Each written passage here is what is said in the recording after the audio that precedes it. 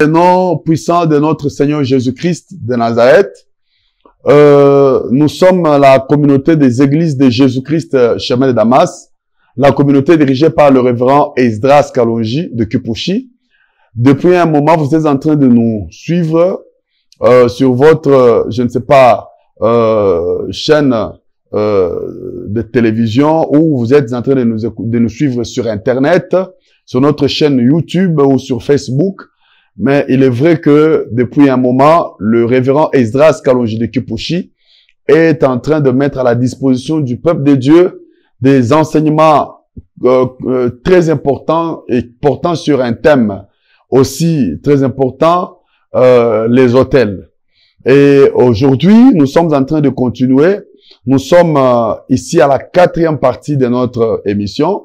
Vous avez déjà suivi les parties précédentes de cette émission.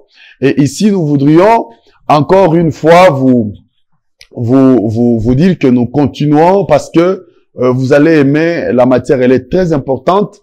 Déjà, à partir de ces 3 parties que vous avez suivies, il y a de ceux qui nous ont contactés de partout, en Afrique du Sud, partout dans le monde, pour nous donner leurs impressions et leurs implications par rapport, n'est-ce pas, à l'essentiel de ce que le révérend Esdras Kalonji a énoncé dans les parties précédentes, je le disais.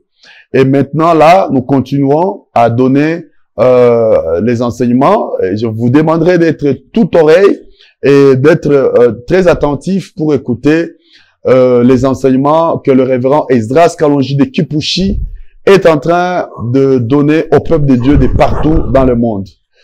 Permettez-moi de saluer le révérend. Bonjour ou bonsoir, révérend Esdras Kalonji de Kipushi. Bonsoir. Voilà. Alors, il est là. Papa Esdras Kalonji, nous sommes avec vous en train de parler sur les autels. Vous êtes en train de décortiquer un thème qui a intéressé beaucoup de gens, hein? Les internautes, tout comme des téléspectateurs ou encore des auditeurs. Parce qu'on nous écoute sur ces différentes plateformes audio-visuelles. Alors, aujourd'hui, vous êtes encore là. Je ne sais pas ce que vous avez préparé. Comment vous continuez avec ce thème-là? Bon, disons que depuis que nous avons commencé, nous avons abordé le thème des autels en donnant les généralités, hein, Oui. autour des autels. Nous avons montré qu'il y avait des autels négatifs ou maléfiques, et il y avait des autels positifs ou bénéfiques, des autels de Dieu. Et nous avons ouvert un chapitre qui parlait des sens profonds des autels. Alors, nous avons commencé à donner ces différents sens-là. Premièrement, nous avons dit que l'autel était une porte. Ceux-là qui nous ont suivis dans d'autres précédentes émissions savent de quoi nous avons parlé. Et puis, nous avons dit encore que l'autel avait un autre sens dans la Bible. C'est que les autels ou l'autel étaient des maisons. Jacob avait dit, c'est ici la porte, la maison de l'Éternel. Là où on a construit l'autel, il appelle ça une maison. Alors, nous avons expliqué longuement. Aujourd'hui, nous voulons découvrir encore un autre sens caché, un sens élevé que peut-être beaucoup de chrétiens et même ceux-là qui ne prient pas, qui ne sont pas chrétiens, ne savent pas. Quel autre sens profond du mot autel? Ça, nous allons retrouver ça dans Malachie, chapitre 1, verset 7. Vous lisez 7, et puis vous allez sauter, vous irez encore au verset 12. Ici, nous voulons découvrir un autre sens profond, un autre sens élevé de ce qu'on appelle autel. Ce n'est pas seulement une simple bâtisse sous forme d'une estrade pouvant recevoir, je crois, les sacrifices. Mais l'autel a une signification plus profonde que parfois certaines personnes ne soupçonnent pas. Qu'on nous lise. Voilà, nous allons lire Malachie chapitre 1, verset 7, et nous allons sauter pour lire le verset 12. La Bible dit, vous offrez sur mon autel des aliments impurs. Et vous dites, en quoi t'avons-nous profané? Il dit quoi? Vous offrez sur mon autel. Dans un premier temps, on appelle ça autel. Vous allez voir que plus tard, on va l'appeler d'un autre nom. Suivons. Ouais. Vous dites, en quoi t'avons-nous profané? C'est en disant, la table de l'Éternel est méprisable. Le langage change. Dans un premier temps, on a appelé ça autel. On a dit, vous donnez des sacrifices sur mon autel. Et vers la fin, on dit que c'est la table du Seigneur. Ouais. Donc, ici, l'autel a une autre signification beaucoup plus cachée aux yeux des humains. C'est que l'autel, ou bien tout autel qu'on dresse, est une véritable table. Oh, pour Dieu, quand vous faites un autel en son honneur, il appelle cet autel-là ma table. Maintenant, imaginez-vous, quand quelqu'un construit un autel en l'honneur de Satan, Satan va appeler ça aussi sa table. Puisque Dieu appelle l'autel qui lui est dédié comme étant son autel. Le diable aussi, quand vous lui consacrez un autel, vous érigez un autel en son nom, ça devient sa table. Allez encore dans Malachie chapitre 1 verset 12.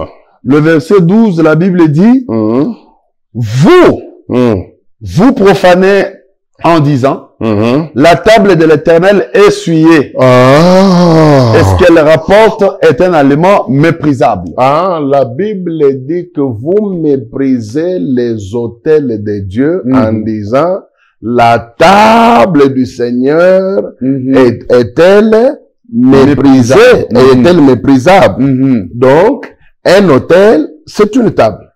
C'est ce que la Bible nous dit. Or, une table, généralement, sert à trois choses. La table sert à manger. Partout dans le monde, dans n'importe quelle culture. Même si, dans certaines tribus, soi-disant non civilisées, où il n'y a pas encore eu la technologie assez avancée, mais quand il s'agit de manger, vous trouverez toujours une table. Donc la première chose, ou le premier rôle d'une table, c'est que c'est un support qui sert à manger. Et Dieu appelle son autel ma table, puisqu'il sait que quand ses adeptes, ses croyants, les gens qui croient en lui, vont ériger des autels, sûrement ils mettront des sacrifices.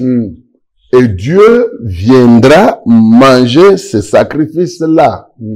Quand vous lisez dans 1 Corinthiens chapitre 10, je crois versets 18 à 19 à 20, la Bible dit que ce qu'on sert sur les autels-là, ce n'est pas à Dieu qu'on sert.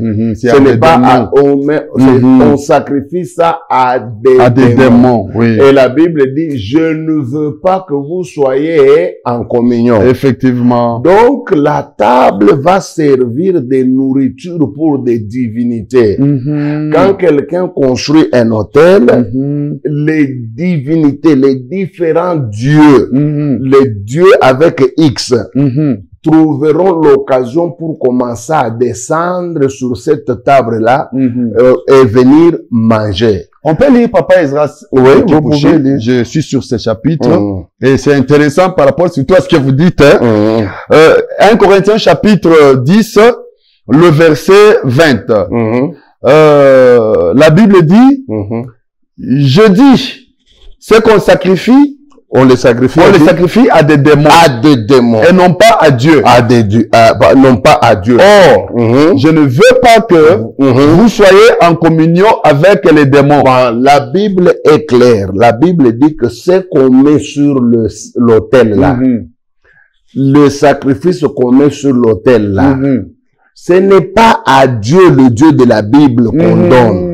Mais on est en train de sacrifier cette nourriture aux démons. Donc les Zoloabakishi. Des Zoloabakishi, des Mikalaï. Ces esprits-là, ce sont eux qui viendront sur l'autel pour manger.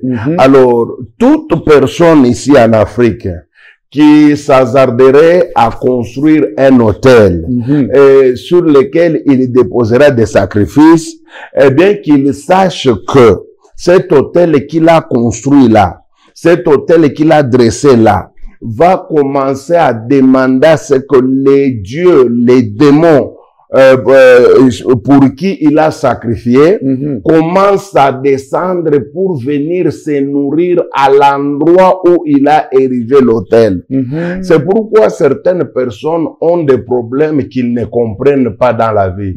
Ils remarquent seulement que dans la famille, il y a des gens qui sont en train de mourir chaque année. Moi, j'ai des milliers d'exemples. Je peux vous dire une chose. Lorsque je suis allé ouvrir, installer pour la première fois l'église à Kipushi, j'ai quitté Lubumbashi et je suis arrivé à Kipushi. À l'époque, j'ai trouvé une famille de 13 personnes. Une famille de 13 personnes. Mais dans cette famille, il y avait une chose bizarre. C'est que tout le monde dans cette famille mourait un certain le 5 mai. Ils sont nés à 13. Tous les 10 qui sont morts, ils sont morts en une seule date, le 5 mai. Donc, si vous allez au cimetière, partout où on a enterré les 10 membres de cette famille, il n'y a qu'une seule date de décès.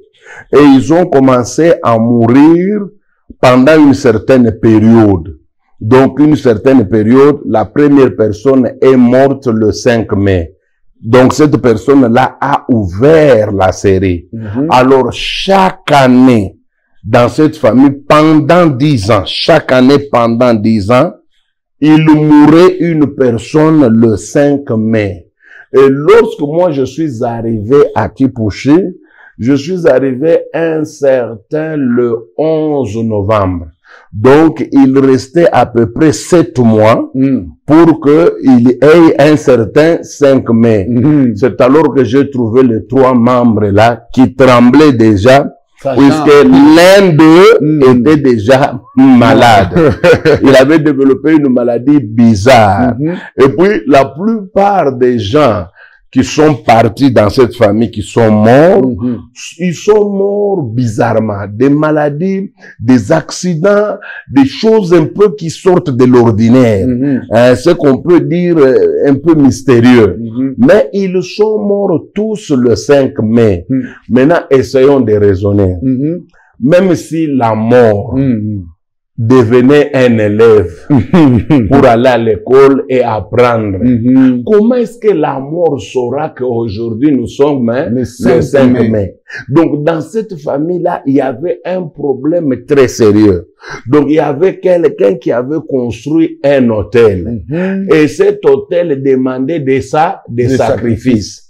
Malheureusement, lui, quand il était vivant, il sacrifiait.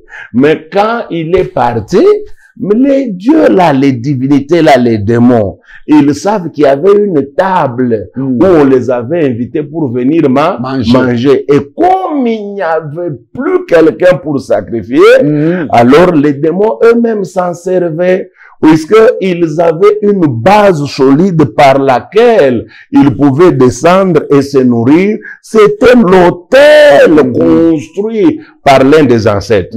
Heureusement, nous sommes entrés dans la prière. Les 3 personnes qui sont restées ne sont jamais mortes comme l'exigeait la série des 5 mai. Et il y en a même, pour le moment, il y a 2 personnes en vie. L'une est morte il y a, je crois, l'année passée, mais après une heureuse et longue vie. Les autres sont encore en vie. C'est vous dire combien les esprits viennent se nourrir dans nos maisons, tout simplement parce que nous avons en quelque sorte des dettes. Il y a des hôtels qui réclament, des hôtels plutôt qui ont été construits, alors les divinités viennent sur ces hôtels pour manger. Et la nourriture, c'est eux-mêmes qui choisissent. D'abord, ils choisissent la nourriture, les sacrifices que vous leur donnez, et puis de 2, ils peuvent choisir tout ce qu'ils veulent manger au cas où il n'y a plus des sacrifices. Au cas où il n'y a personne qui livre les sacrifices, ils vont descendre pour choisir quoi manger. Ils peuvent manger la vie des gens, ils peuvent manger la vie sociale, ils peuvent manger l'épanouissement, ils peuvent manger la santé. C'est comme ça que vous allez voir dans une maison, tout le monde est maladif, puisque les esprits ont besoin de manger. Il y a quelqu'un qui avait construit. C'est pourquoi l'histoire des hôtels ici, mes amis, même lorsque certains prédicateurs négligent ça, au nom d'une certaine victoire de Golgotha, mal interprétée et mal comprise, ça nous rend triste. Il y a beaucoup de dégâts suite aux hôtels construits par certains individus que parfois nous n'avons pas connus, mais lesquels hôtels sont devenus de véritables tables sur lesquelles les dieux, les divinités étrangères, les dieux les dieux démoniaques plutôt, viennent pour manger dans une famille. Ça, c'est la première raison d'une table. Donc, la table sert d'abord à manger. Écoutez, il y a quelque chose de très grand. La table, c'est aussi un lieu de rencontre. Quand on dit que M. Museveni et M. Kagame se sont retrouvés autour d'une table. Cela veut dire qu'ils sont allés se rencontrer pour parler, pour arranger, pour négocier. L'hôtel aussi devient un endroit où les esprits viennent s'asseoir avec les humains autour d'une table. Répète le même verset. Ce qu'on sacrifie? Ce qu'on sacrifie, on les sacrifie non à Dieu. À Dieu, mais on les sacrifie à des démons. Attendez. La Bible dit que quand quelqu'un prend un sacrifice et qu'il dépose sur un autel, ce sacrifice-là, ce n'est pas au Dieu vivant ici qu'il le donne, mais il est en train de sacrifier à qui? À des démons. À des démons. Maintenant, la Bible va nous montrer la conséquence. Quand quelqu'un prend un sacrifice et il le donne à des démons, quelle est la conséquence directe? Répétez. Répétez. La Bible dit, ce qu'on sacrifie, je dis, on les sacrifie non pas à Dieu, mais à des démons. À des démons. Maintenant, quelle est la conséquence lorsque vous sacrifiez à des démons? Or, je ne veux pas que vous soyez en communion avec les démons. Vous restez à la même table avec eux. Vous devenez un avec eux. Vous devenez, vous tombez en communion. Vous entrez en union avec eux. Autour de quoi? Autour d'une table. Vous devenez amis. Vous devenez familier. Il y a copénétration. L'homme entre parmi les esprits, passant par la table, il s'assoit à la même table avec les esprits, et les esprits entrent dans sa vie, toujours à la même table. Vous devenez des partenaires. Or, les esprits là, personne ne peut devenir partenaire des esprits sans conséquence. La Bible dit que ce que vous sacrifiez là, vous les sacrifiez à des démons. Or, quelle est la conséquence de sacrifier aux démons? La Bible dit que celui qui sacrifie aux démons tombe automatiquement en communion avec les démons, les esprits. Donc, les esprits ont maintenant la possibilité de quitter leur monde et d'entrer dans ton monde. Les esprits ont la possibilité d'avoir de l'ouverture dans ta vie. Jusque-là, même si votre vie était fermée aux esprits, à cause du sacrifice que vous avez fait, le sacrifice permet aux esprits d'entrer en contact avec vous. Et le mot utilisé, ce n'est pas seulement contact. La Bible utilise le mot communion. Vous voyez, il y a une très grande différence entre une relation, un contact et une communion. Dans la communion, il y a copénétration. Dans la communion, il y a interéchange. Ce qui est à moi devient à toi. Ce qui est à toi devient à moi. Finalement, il y a même certaines communions où on ne saura pas distinguer qui est qui. C'est pourquoi il est dangereux et malheureux de construire des hôtels pour les esprits. Construire ou ériger des hôtels en l'honneur des dieux étrangers nous expose à entrer en communion avec eux. Et puis, une communion avec des esprits, ça commence toujours doucement. Mais pour se séparer d'eux, ça va nous coûter les oreilles du pape. Ça va nous coûter cher. Combien de gens ont invité facilement les esprits? Mais pour s'en débarrasser, il faut remuer ciel et terre. Et c'est la raison pour laquelle le Seigneur n'aime jamais que ses enfants érigent des autels en faveur des divinités étrangères. Puisque les conséquences sont incalculables. Voyez?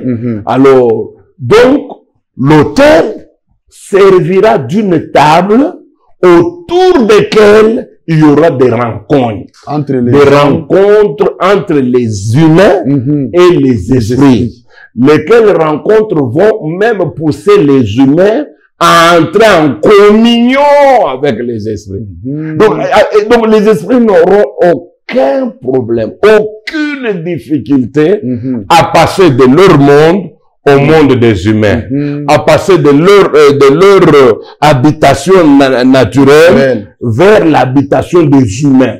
Ils n'auront aucune difficulté puisqu'ils sont autour d'une table de communion avec ces esprits-là. C'est la raison pour laquelle il est très dangereux d'ériger les autels. Et troisièmement, la table sert à quelque chose. Vous savez, aller dans tous les marchés du monde, vous trouverez que le trafic et le commerce s'est fait autour de quoi? D'une table. Donc, la troisième chose à laquelle la table sert, c'est que la table sert d'exercer le trafic ou le commerce.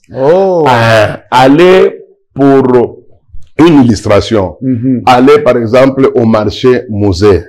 Dès le matin, dès que les gens commencent à entrer dans le marché, qu'est-ce que vous allez voir?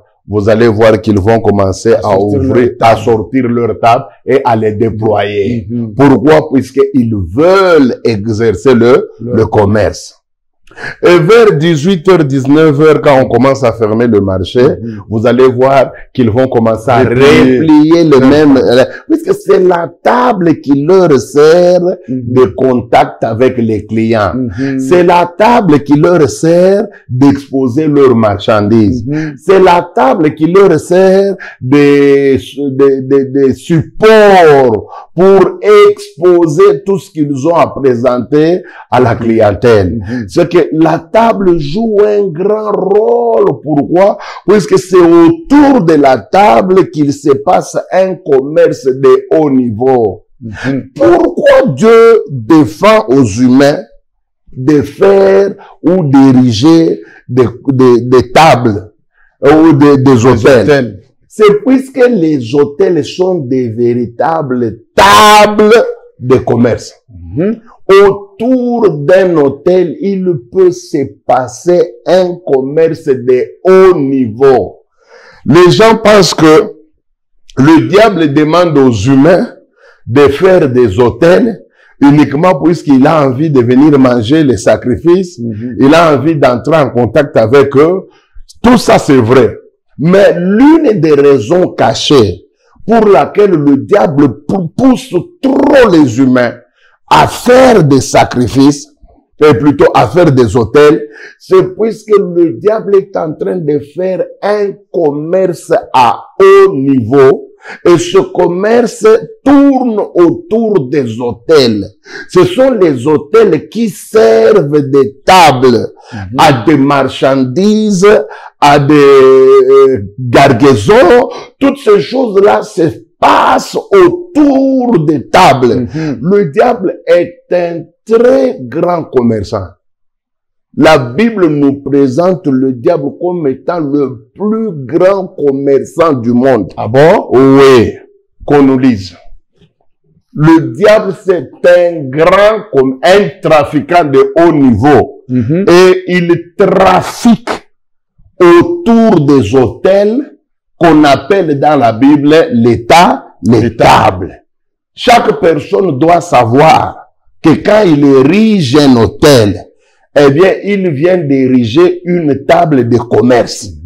Et autour de ce commerce-là, il y a beaucoup d'implications que nous allons voir dans nos différentes interventions, dans cette série d'enseignements qui portent sur les hôtels. Pour vous prouver que le diable est un super grand commerçant. Je ne connais pas dans ce monde ici un commerçant qui a le niveau de trafic de Satan. Écoutez ce que la Bible dit à propos du diable, avec son commerce internationalement mondial. Ézéchiel chapitre 27, verset 15 d'abord, verset 25, puis verset 27, qu'on nous lise. Ézéchiel chapitre 27, verset 15, verset 25, et puis verset 27. Nous allons commencer d'abord avec le verset 15.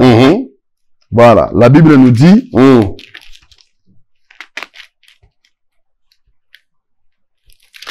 ok, nous y sommes. Les enfants de Dédan trafiquaient avec toi. Les enfants de Dédan trafiquaient avec qui? Avec toi. Avec toi. Et si vous prenez la partie supérieure, vous verrez qu'on nous parle du diable. C'est avec le diable que les enfants de Dédan trafiquaient. Continuez. Oui. Le commerce de beaucoup d'îles passait par tes mains. Ah, le commerce de beaucoup d'îles sur la terre passait par tes mains. Mes amis, savez-vous que même le monde, d'abord le commerce des humains ici, le commerce des humains, enlevons d'abord le diable.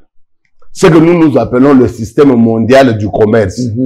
À 80%, c'est contrôlé par le diable.